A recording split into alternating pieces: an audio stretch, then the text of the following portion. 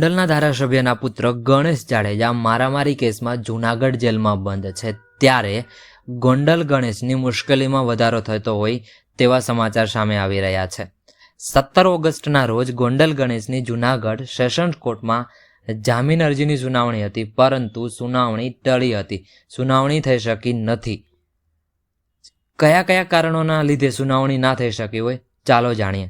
Number 1, જે અધિકારીઓ આ કેસની તપાસ કરી રહ્યા છે તેઓને ગુનો કરતી વખતે વપરાયેલા હથિયાર એટલે કે બંદૂક, સીસીટીવી ફૂટેજ હજુ સુધી મળ્યા નથી.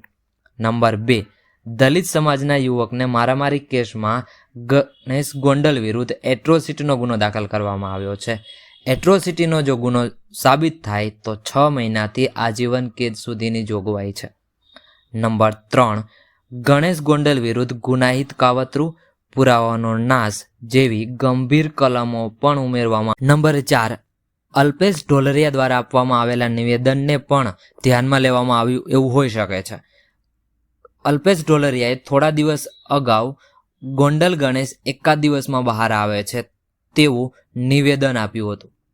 નંબર 5, અગાઉ ગુજરાત હાઈકોર્ટમાંથી પણ જામીન અરજી પાછી ખેંચી લીધી હતી અને સેશન કોર્ટ પણ એકવાર ગોંડલ ગણેશની જામીન અરજી નામંજૂર કરી ચૂક્યું છે.